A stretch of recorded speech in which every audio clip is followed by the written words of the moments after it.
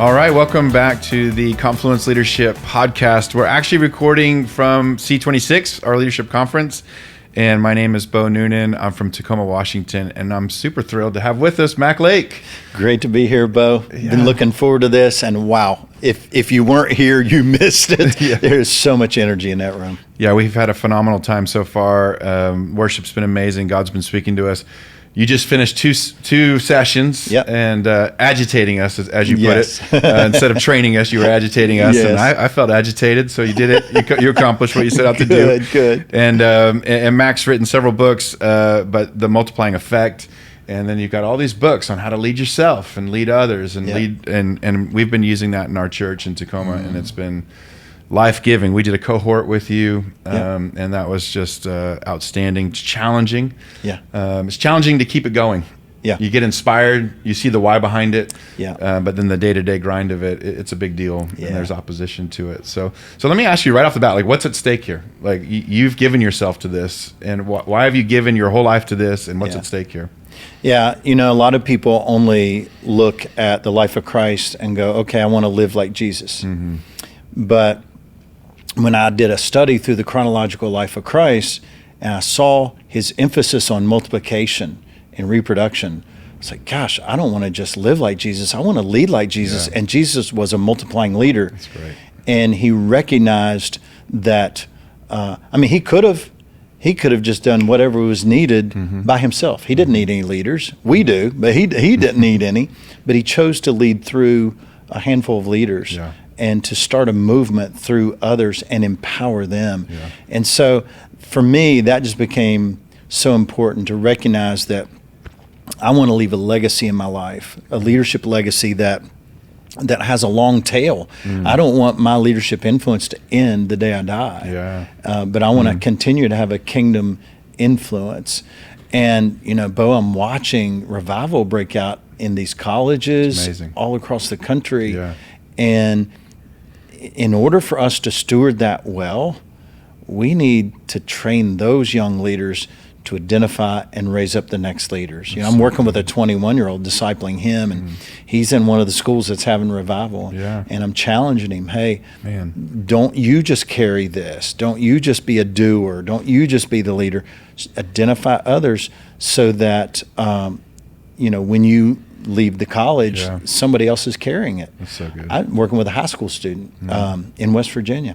He's a senior in high school. He reached out to me 9 months ago. He said, hey, I'm at my school. He said there were 10 kids in our Christian club. Now there's 100 under his leadership. Wow. And he said, I'm scared to death that when I leave, that it all just come crashing down. Yeah. I said, well, who are you raising up? He went, I hadn't thought about that. Yeah. So I had him give me 3 names. He has been working with these 3 names. He called me the other day and he said, Mac, they're leading the whole thing now. These are sophomores and juniors. They're leading the whole thing now. I'm just sitting back, encouraging them, coaching them, and he'll graduate in May. But feels confident things will continue to move forward. So movement is what's at stake. Yeah. Kingdom movement. Yeah, that's so good. That's so good. Yeah, I think college ministries have done really well with that because they know they have a certain time frame. Yeah. But churches don't always do well with that. And we're learning because being in a city, we don't have people for very long. There's a lot of turnover in cities, and so you feel that pressure. Yeah. And you've given us some context for it, and I appreciate that. Yeah, and it's funny. I get frustrated because I used to work at a church in Charleston, South Carolina, back when the Navy base was there, Air Force base was there, and so a lot of military people. Yep. So high turnover. And I remember my pastor always saying, "Well, we're losing another family. We're losing another family." And I thought, we're not losing them. We're sending them. Yeah, that's we good. need to. We only have them a short while. Let's raise them up, send them out. That means we got a ton of missionaries going all over the world. Yeah, that's so but good. It's just a different way of looking at it. Yeah, that's great.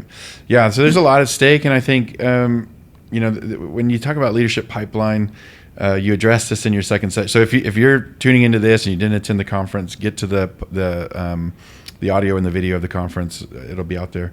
But you talked about this tension of being a spirit-led church, because we're a charismatic movement. We're birthed out of a charismatic movement. And systems, and sometimes we pit those things against each other. And we want to be organic and authentic and spirit-led, and we use all those words. Yeah. And then we think, well, that's business. And so talk to me about that. Like, are they pitted against each other, or how do you join these things like as a, can I say, a confluence together? Yeah. People pit them against each other. That's for sure. You know, I've had people just go, hey, no, I don't buy into what you're selling because that's just so corporate, or it's structure. It's all system, and it doesn't, factor in the Holy Spirit whatsoever. Yeah. And so I just have to remind them, hey, there were spiritual problems in the Scripture where God's solution to the spiritual problem was systems or structure. So Exodus 18 is a great example of that. Moses was burning out. He was stressed out. And so God sent Jethro to him, and he said, you need to put a structure together. He didn't say you need to pray more, you need to read the Torah more. He's like, man, you got to put a structure together, and that will solve the stress that you're under, that stress load that you're feeling. Yeah. Paul did the same thing with Titus. There was an evangelistic, outbreak in Crete, and Paul said, Titus, I've got to leave, but I need you to stay. This thing's going to fall apart unless you install a structure and put elders in place. So good. Yep. In Acts chapter 6, we see the same thing. Yeah. And so what are you seeing? Like you work with a lot of churches. What are you seeing that's been effective in a healthy leadership pipeline in these churches? Like, what's the effect of it? Yeah. Number one is senior pastor buy-in. I was working with a church one time, and it was a big church, and it was my first time on site with them to take them through this leadership pathway training. And he stood up, he introduced me, and then he walked out of the room and never came back. Oh, wow. And I was like, well, that's never going to work here. Because he's not going to understand it, he's not going to buy into it, and he's not going to model it. And so the senior leadership team really needs to be bought in, own it, and model it. Not leave that to like an executive function, but right. It has to come from the top. Yep. The second thing I see that really hurts churches when they try to implement this is they look at it as a program instead of seeing it as a lifestyle. Okay. What I say is this is a lifestyle of leadership development. It's a lifestyle of discipleship. Yeah. It's what Paul told Timothy. I'll put it in my words. Hey, Timothy, you're the pastor in Ephesus.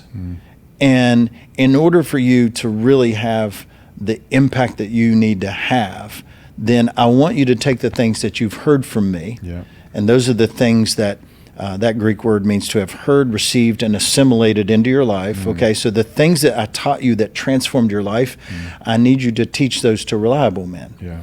And entrust that to reliable men. That Greek word entrust means to serve up a meal. And so I can't force somebody to eat my leadership development meal, but I can make it smell good and taste good, right? Yeah. Make it appetizing and appealing. And so he's like, Timothy, the things that I taught you, I need you to serve those up to reliable men who will do what? Who will teach others also. Yeah. So the principle he's teaching Timothy is don't just disciple anybody. Yeah. As the pastor, I want you to look for leaders who are reproducers. So I want you to develop developers, not just develop leaders. Yeah. And so that is a mentality that many leaders need to shift. Yeah. And then they just need to see it. Hey, this is part of my lifestyle of discipleship. Yeah. I'm not just discipling young believers.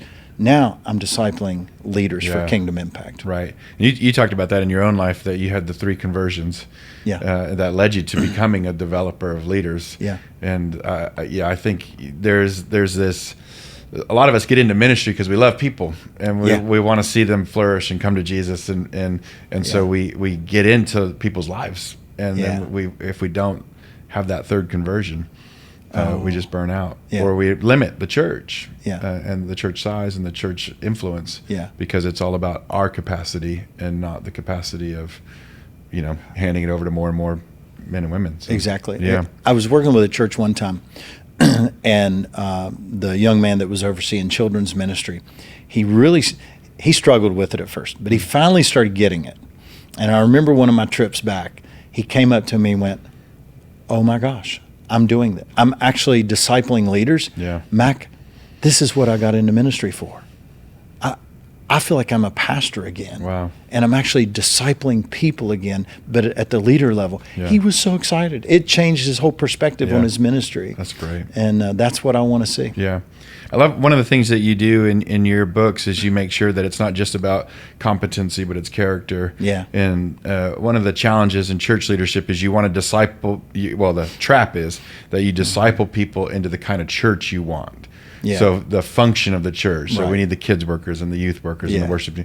And so talk to me about that. Like you want to go beyond that. You don't want to just get another schedule filled for Sunday. Yeah. You want to go beyond that. Yeah, the church should be raising up the best leaders on the planet. And that's just what breaks my heart. We have the best leader that ever walked, with the best book ever written, and the Holy Spirit within us.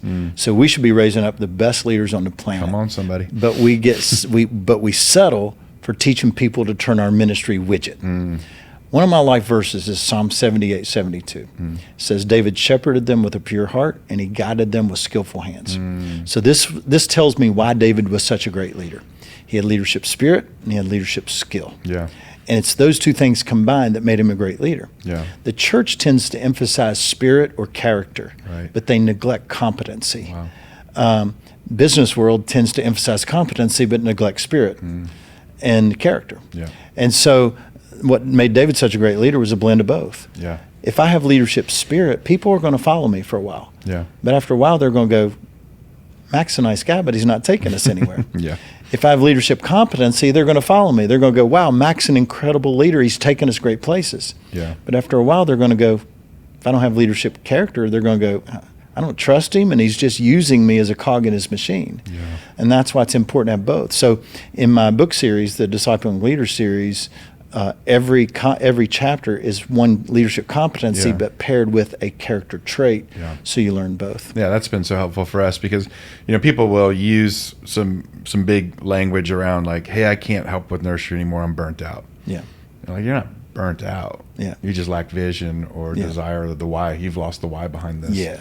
And we haven't served them in how to live a life following Jesus. Right. Through that. So I think that's brilliant what you've done there and combine those two things. And Thank you. It's so important. So let me ask you. This has never happened to me, but somebody might say, "Hey, we've got this leadership pipeline. We got a vision, and we pitch a vision, a beautiful vision for the church to transform the city, the nation, the world, and we go for it." And then you're like, "Who's in?" And someone raises their hand, and you're like, "Who else?" Not you, not you, but who else? And so what would you say like to people, like you got the wrong people raising their hands for the right things? And like, how does the pipeline help with that? Yeah. Because a lot of times people just want to start at the top. Right. Yeah. Yeah. But do you understand what I'm saying? Like, has that ever happened to you, or you pitch your vision and people are raising their hand, you go, oh, who else? So when I first went to Seacoast Church, they had leadership training night. It was on Wednesday night. And I was so excited about it. And I was over leadership development, but I was brand new. So I thought, I'm going to attend these classes. So I attended the classes and I watched. And I remember it was one of the first nights I was there. I sat in and I saw Pastor Greg walk by the window. And he walked by again, and he walked by again. And I thought, what is he doing? He kept peeking in the window. And there was about 12 people learning leadership in the room. I wasn't leading it. I was just observing at that point. And so I went out afterwards and I said, hey, everything okay? He went, I was just looking to see who was in there. And he said, Mac, there's a couple people in there. They have no business being in leadership training. We do not need that. They cannot be leaders in our church. Yeah. And he knew why, and he explained to me why, and Sure. it was very, very Yeah. legit. And so what I recognized is when you do an all call to leadership, you stand up and you make an announcement. Hey, anybody want to be a leader? Come one, come all. You're going to get people that you don't want in leadership. Yeah. The better thing to do is to equip your leaders to identify future leaders and then have an onboarding process that vets them. But leaders should be identifying leaders, not all call from the stage. And that's a big mistake when we make that type of announcement. Yeah. Let me push on that a little bit because when you work this pipe, there's a culture of leadership development. Right. Yep. So people catch on to the fact that there's leadership development going on in the church. Yep. And they're raising their hand saying, I want in on this. Yep. And so I love that the pipeline gives them an on-ramp. Yep. As lead yourself. Yep. And when people push on that and say, well, in my old church, I used to lead this whole department, and you just know that it's not going to work in your church. And so is there any thought on that? Like how to, assess that? Typically there's 5 levels of the pipeline: lead yourself, lead others, lead leaders, lead a department, lead the organization. We put names on that: team member, leader, coach, director, senior leader. And so when I was at Seacoast, I remember several people, but I remember this one guy came to me and he was like, hey, I want to be a campus pastor. Can I get into campus pastor training? I said, well, are you in a small group? He said, yeah, I'm in a small group. I said, are you leading a small group? No, I'm not leading a small group. Okay, well, that's your next step. Oh, but I want to be a campus pastor. I said, well, I'm sorry, but there's a very strategic, intentional pathway that we want people to follow. Yeah. If I allow you to skip steps, it's going to undermine your development. And so that's not fair to you. Well, he understood. Yeah. And so he went through small group leader training. He became small group leader and came to me and said, hey, can I be a campus pastor? I'm a small group. Now can I be a campus pastor? I said, no, you would need to become a coach next. Well, what do I have to do to become a coach? You need to reproduce your group. Oh, okay. So 9 months later, it comes back, hey, can I be a campus pastor? Can I get in the campus pastor training? I said, no, you're not even the coach level yet, but have you reproduced a group? Well, no, not yet. Yeah. And then 6 months later, hey, can I become, I said, no, well, have you reproduced your group yet? Well, Mac, that's really hard. Yeah. And I said, well, sorry, but you've got to be able to prove that level before we move you up to the next level. He never could do it. He ended up, I moved to Atlanta to start Church Plant Network. A few years later, I got word that he actually left the church and planted a church. Oh. It lasted 9 months. Oh, wow. Yeah. He just wasn't qualified to lead at that level. But he wanted to skip levels. Yeah. And those are tough conversations. Yeah, those are tough conversations. Because we want people to grow and mature, but everybody has a capacity, right? They do. And so the pipeline helps identify that capacity. Yeah. And the pipeline, you don't move it. The goal is not to move everybody through. The goal is to find out what level people are called to. Right. My wife, she's a phenomenal small group coach.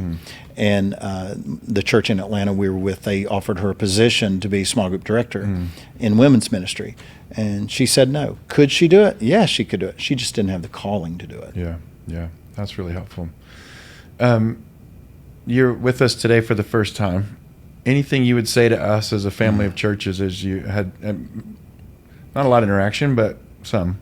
Yeah, enough to really catch the spirit here. And I sort of said it at the end of the session is there is such a feeling of family here.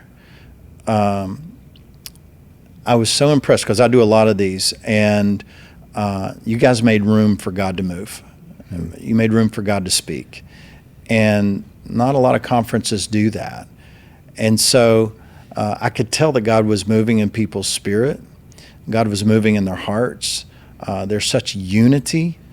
There is deep devotion to what you have going on here. And so I believe God is just going to rain an abundance of his blessing on what you're doing, because there are people out in the world who need what you guys have. That sense of unity, that sense of family, that word and spirit combination is so attractive, because it's not just word, it's spirit. It's not just spirit, it's the word. Right. And those two combined together are so transformational for people. And so people step into a church like this and they actually experience God, but at the same time experiencing God's truth through the word. And to me, it's absolutely powerful. And so, if you're not a part of this network, you need to really seriously consider it. But if you are, just, recognize how blessed you are, because this is a rare atmosphere that I experienced over the past 24 hours. Wow. I appreciate you saying that. It means a lot to us that you've made the time to be with us, and you've been a massive blessing to several of our churches as we've gone through your cohort, and I know others are signing up, and this is in our heart to not just develop leaders, but to plant churches and see a nation change and see nations changed. And as you know, today we were singing a lot in Spanish, and we're loving what God's doing in the Spanish speaking world, and we want in on that too. And so it's been a joy to have you with us, and I really appreciate it. Well, thank you, Bo. Yeah. Bless you.